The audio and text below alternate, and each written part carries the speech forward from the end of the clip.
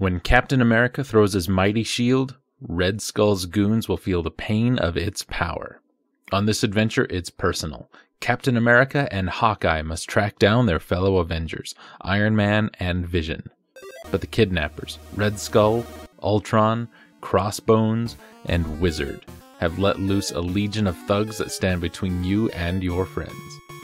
Captain America and the Avengers. It's a cross-country chase of action with your favorite Marvel comic book heroes. And this is Captain America and the Avengers from Data East. We've been looking at a lot of Data East games lately. Released in 1991, almost 1992. Originally was an arcade game. Features, obviously, Marvel comic book characters, the Avengers, and a side-scrolling, brawling, and shooting adventure to defeat the evil Red Skull. That is the arcade version and the Super Nintendo version. I think maybe the Genesis version as well. The game received ports for the Mega Drive, Super NES, Game Boy, and Game Gear. No, Mega Drive, I guess. A different version was released for the NES. Well, there you go. We're not going to bother talking about the arcade version because it is drastically different.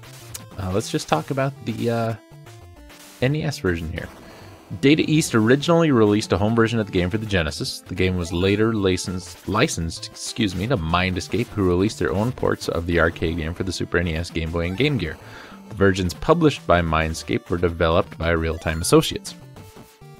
Data East also released an NES game with the same title, but the NES version is a side-scrolling action platform game.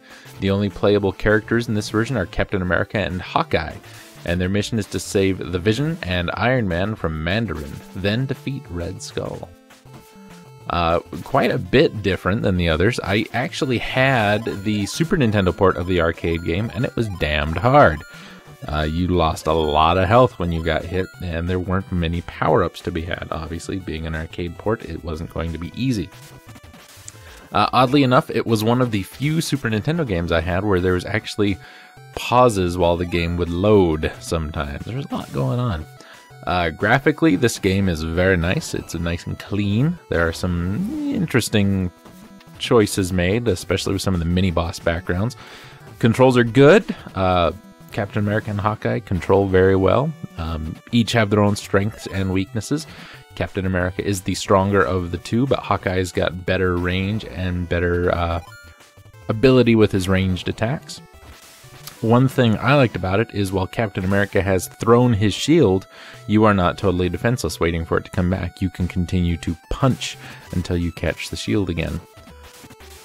Never got too far into this game. Rented it a lot when I was a kid. Played it a little bit emulated, but not too much. It's probably one that's going to be Let's Played someday because it is kind of a fun game. I'd like to know more about what's going on and what's happening.